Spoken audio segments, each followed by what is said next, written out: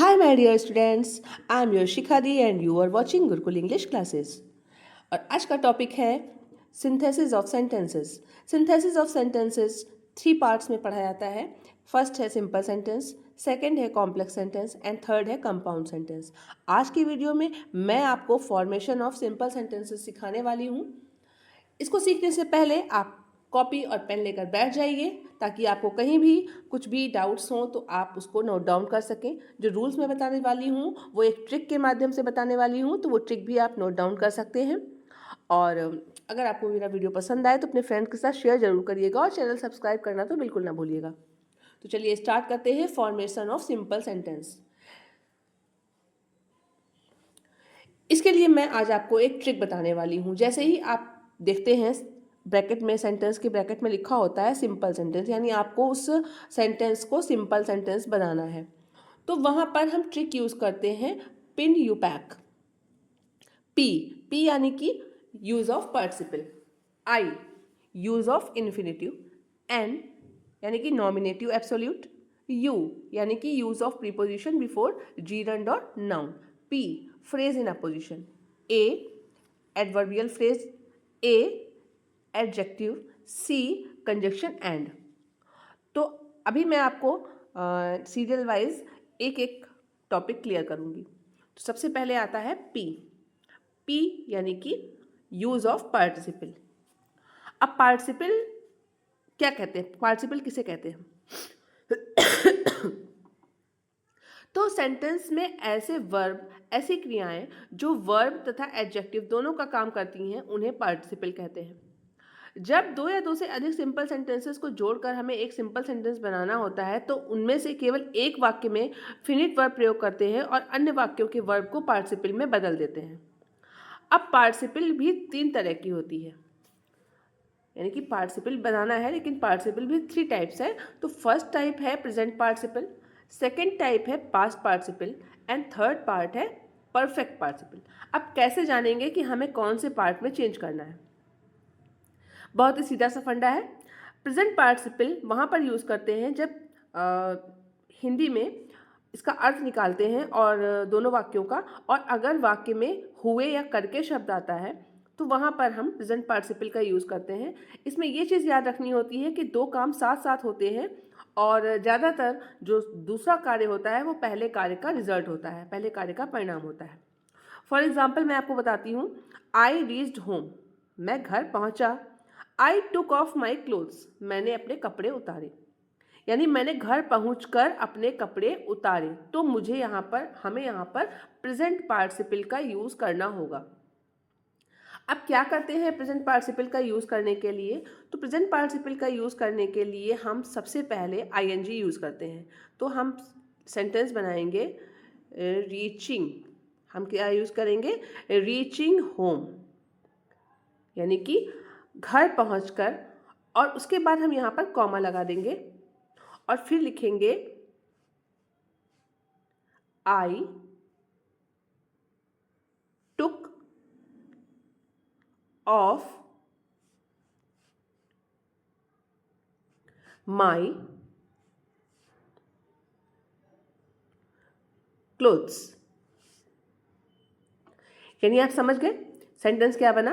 Reaching home I took of my clothes, यानी घर पहुंचकर मैंने अपने कपड़े उतारे।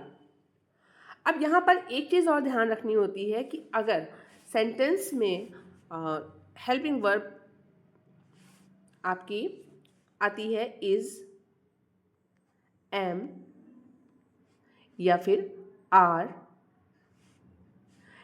या फिर आता है वॉज या वर, तो ऐसे वाक्यों में क्या करते हैं कि हम जब सेंटेंस की शुरुआत करते हैं तो हम स्टार्टिंग में ही बीइंग का प्रयोग करते हैं, BEING।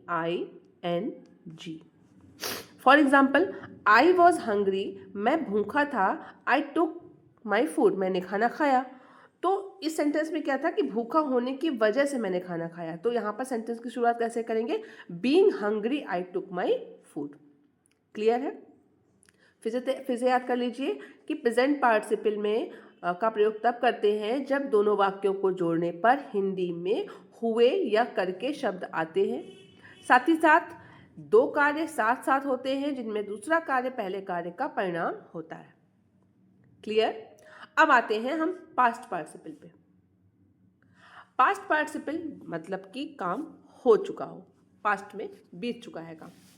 तो इसमें जब हम दोनों वाक्यों को हिंदी में जोड़ते हैं तो शब्द आता है हुआ। For example, I found my pen. I found my pen. अब इसके बाद लिखा होता है इट वॉज लॉस्ट, यानी कि वो खो गया था। मैंने अपना खोया हुआ पेन वापस पाया। तो जाहिर सी बात है कि सेंटेंस को हम बनाएंगे I found my lost pen. Clear? अब आते हैं परफेक्ट पार्टिसिपल पे। और परफेक्ट पार्टिसिपल यानी कि हिंदी में जोड़ने पर आएगा के बाद। जब एक काम पूरी तरीके से समाप्त हो जाएगा, दूसरा कार्य शुरू होगा, यानी कि जो क्रिया कार्य को समाप्त होना दिखाएगी उसी को हम परफेक्ट पार्टिसिपल में बदल देते हैं। और इसके लिए भी हम क्या यूज करेंगे? Having plus third form. Third having plus third form. यहां पे आपको ध्यान रखना है परफेक्ट पार्टिसिपल में एक काम पूरी तरीके से समाप्त होगा और तब दूसरा काम शुरू होगा। एग्जाम्पल देख लेते हैं। She had completed her work, full stop, she went to market, यानी कि उसने अपना काम समाप्त किया, उसके बाद वो बाजार गई। यानी एक काम पूरी तरीके से समाप्त हुआ और दूसरा कार्य शुरू हुआ। तो एक काम समाप्त होने के बाद दूसरा कार्य शुरू हो रहा है, इसलिए हम यूज करेंगे हैविंग प्लस थर्ड फॉर्म का। तो सेंटेंस बनेगा having completed her work she went to market, यानी काम समाप्त करने के बाद वो मार्केट गई। अब इसी सेंटेंस में अगर ये सेंटेंस पैसिव में होता तो हम यहाँ पर having been plus third form का यूज करते। क्लियर? तो फिर एक बार फिर से देख लेते हैं। जब दोनों वाक्यों को हिंदी में जोड़ने पर करके शब्द आएगा तो हम यूज करेंगे प्रेजेंट पार्टिसिपल। दोनों वाक्यों को हिंदी में जोड़ने पर हुआ शब्द आएगा तो हम यूज करेंगे पास्ट पार्टिसिपल। और जब एक कार्य पूरी तरीके से समाप्त हो चुका होगा और दूसरा कार्य शुरू होगा तो वहां पर हम यूज करेंगे परफेक्ट पार्टिसिपल। क्लियर? तो पिन यू पैक का पी क्लियर हो चुका है।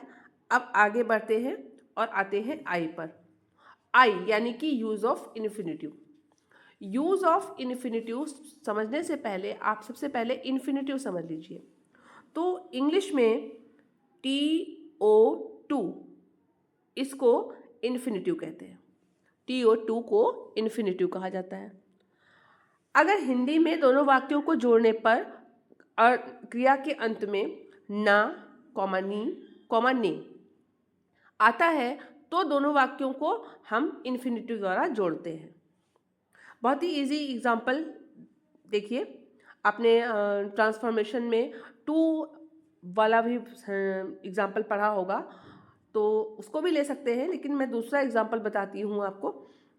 जैसे कि he wants to study, full stop, he has gone to Kanpur, यानी कि वो पढ़ना चाहता था, वो कानपुर गया। यानी कि वो किसके लिए कानपुर गया? पढ़ने के लिए। तो सिंपल से सेंटेंस को हम जोड़ेंगे he has gone to Kanpur to study, यानी कि इस सेंटेंस को हमने टू से जोड़ दिया। क्लियर? तो ये सेंटेंस, इस सेंटेंस में एक और सेंटेंस में आपको एक और एग्जांपल बताना चाहती हूँ जो मैं बता रही हूँ TOO2 वाला। जो ये TOO2 है इसको और इसी के साथ में दिया होता है वाक्य में TO2, दोनों दिए होते हैं। एग्जाम्पल देखिए, he is too weak to walk, मतलब वो इतना कमजोर है कि वो चल नहीं सकता। तो हम इस सेंटेंस को जब चेंज करते हैं तो क्या लिखते हैं कि he is very weak, he can not walk. ये सेंटेंस दिया होगा और जब हम इसको चेंज करेंगे तो क्या होगा? He is too weak to walk. Clear? यानी कि इन दोनों का यूज करके हम वाक्य को जोड़ देंगे। ये सेंटेंस ट्रांसफॉर्मेशन में भी आता है और सिंपल सेंटेंस में भी आता है। इसके लिए हम यूज ऑफ इन्फिनिटिव का यूज करते हैं। आगे बढ़ते हैं, आते हैं नेक्स्ट पे जो कि है an, use of nominative absolute. Nominative absolute किसे कहते हैं? नॉमिनेटिव वो सब्जेक्ट है जो वाक्य में फ्री रहता है, स्वतंत्र रहता है। ये पार्टिसिपल से पहले आता है और इस सब्जेक्ट का कोई भी प्रभाव वर्ब पर नहीं पड़ता। For example, the sun set, सूर्यास्त हुआ। The stars came up in the sky, आसमान में तारे आए, यानी सूर्यास्त के बाद आसमान में तारे आए।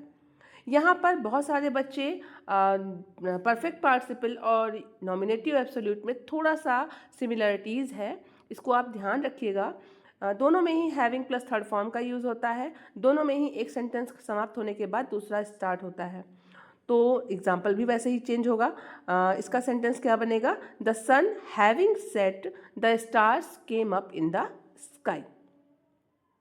इस सेंटेंस में भी आप ध्यान रखिएगा कि अगर वाक्य पैसिव वॉइस में दिया होगा तो having been plus third form का यूज करते हैं।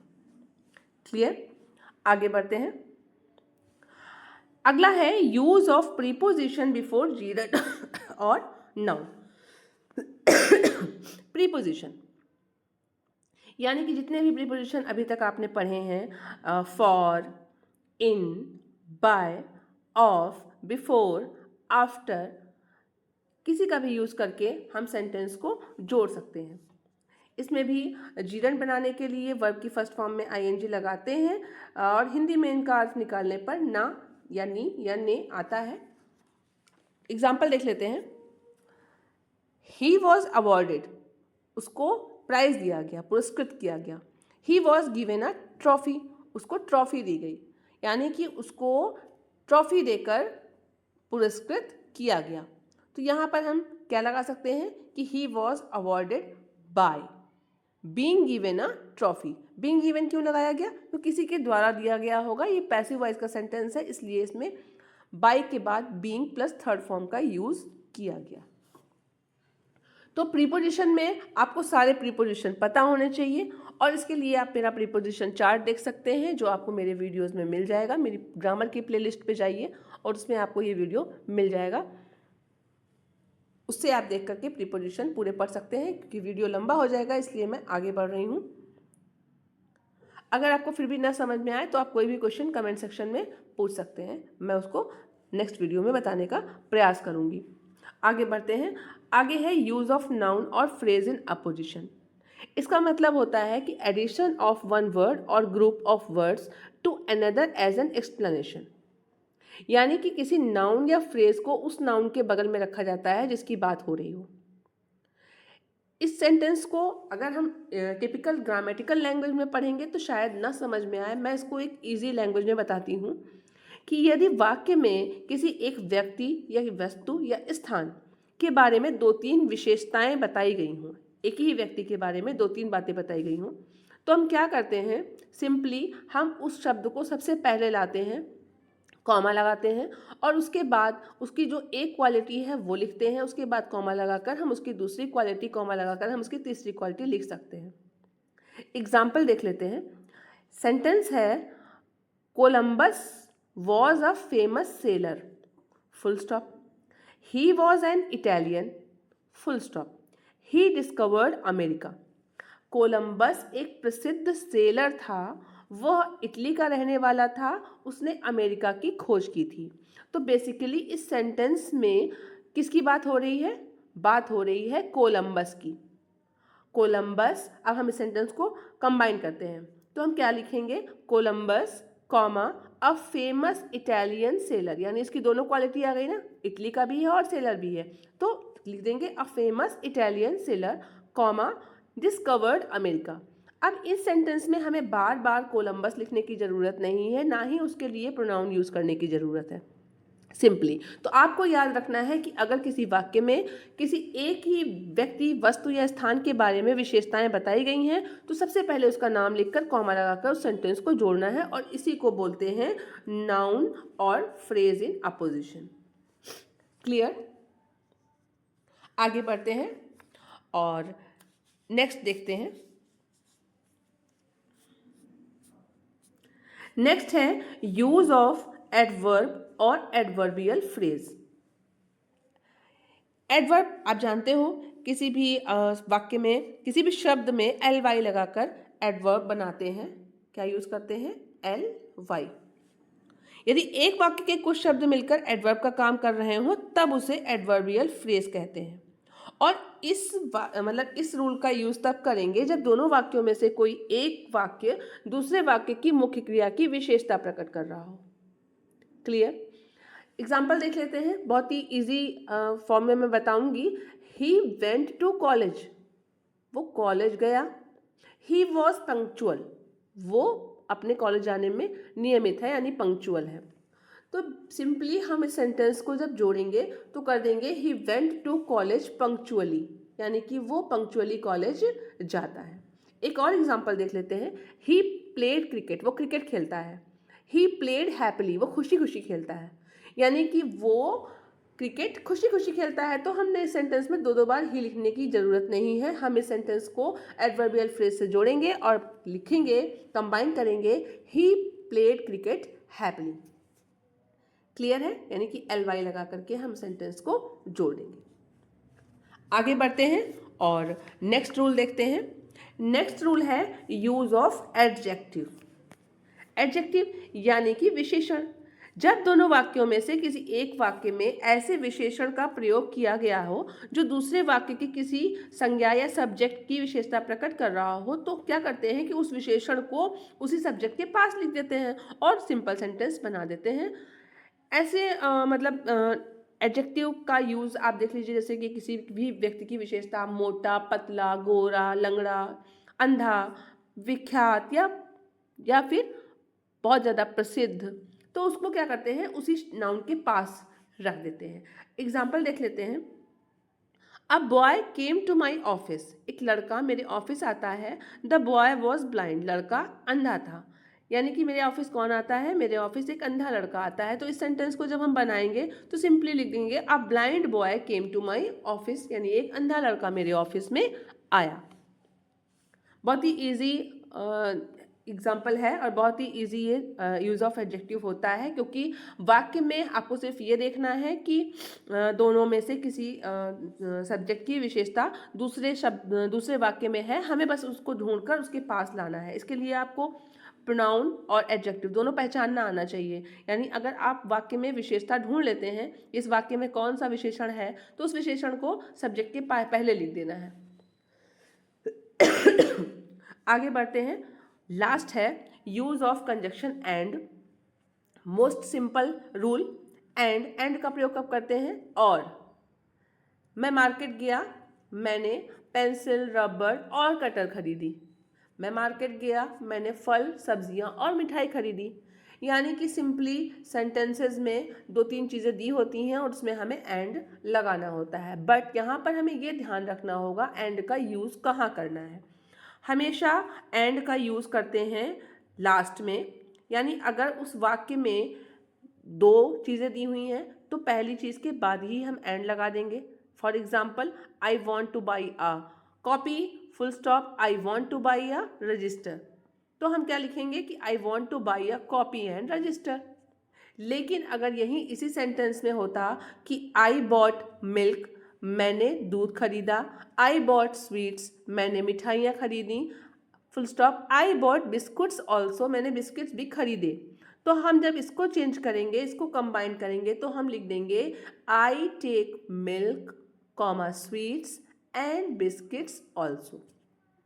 यानी कि लास्ट वाले शब्द के पहले हमें एंड का यूज करना है। तो आशा करती हूँ कि आपको समझ में आया होगा। फिर से एक बार देख लेते हैं। पिन यू पैक, रिवाइज करते हैं। पी यानी कि पार्टिसिपल, आई यानी कि इन्फिनेटिव, एन यानी कि नॉमिनेटिव एब्सोल्यूट, यू यानी कि यूज ऑफ प्रीपोजिशन, पी यानी फ्रेज इन अपोजिशन, ए यानी कि एडवर्ब, ए यानी कि एडजेक्टिव, सी यानी कि कंजक्शन एंड। प्रयोग कैसे करेंगे? अगर हिंदी में अर्थ निकालने पर हुआ, करके या के बाद आता है तो वहाँ पर हम यूज़ करेंगे पी। अगर टू से वाक्य को जोड़ना है वहाँ पर यूज़ करेंगे आई। अगर के बाद यूज़ करना है तो यूज़ करेंगे एन। अगर वाक्य में कोई प्रीपोजिशन यूज़ करके सेंटेंस जोड़ सकते हैं तो यूज़ ऑफ प्रीपोजिशन करेंगे। अगर एक ही सब्जेक्ट की 2-3 विशेषताएं बताई गई हैं जैसा बताया तो वो फ्रेज इन अपोजिशन यूज़ करेंगे। अगर दूसरे वाक्य में कोई एडजेक्टिव है तो एडजेक्टिव यूज़ करेंगे। अगर एल लगा करके एडवर्ब बन सकता है तो एडवर्ब यूज़ करेंगे। और सिंपली अगर एंड लगा कर कुछ जुड़ रहा है तो फिर कंजक्शन एंड का यूज़ करेंगे। तो पूरे सिंपल सेंटेंस को हम इन्हीं चीज़ों से जोड़ सकते हैं, यानी कि एग्ज़ाम में सिंपल सेंटेंस देखते ही हमारे दिमाग में सिर्फ पिन यू पैक आना चाहिए और क्लियर पता होना चाहिए कि हमें। और सबसे बड़ी बात है कि आप इनमें से किसी का भी यूज़ करके वाक्य को जोड़ सकते हैं, आपका वाक्य सही होगा। क्योंकि सिंपल सेंटेंस में बस आपको इतना ध्यान रखना है कि इन्हीं के अंतर्गत ही आप वाक्य को जोड़ें, कोई और रूल नहीं यूज़ करना है। बस इतना अगर आप ध्यान रखते हैं तो आपका सिंपल सेंटेंस बहुत अच्छा कंबाइन होगा। आशा करती हूँ आपको मेरी ट्रिक पसंद आई होगी। अगर पसंद आई हो तो अपने फ्रेंड्स के साथ शेयर ज़रूर करिएगा, मेरे चैनल को सब्सक्राइब करिएगा। मिलते हैं नेक्स्ट वीडियो में एक और नई ट्रिक के साथ। तब तक के लिए tata bye bye and thank you for watching.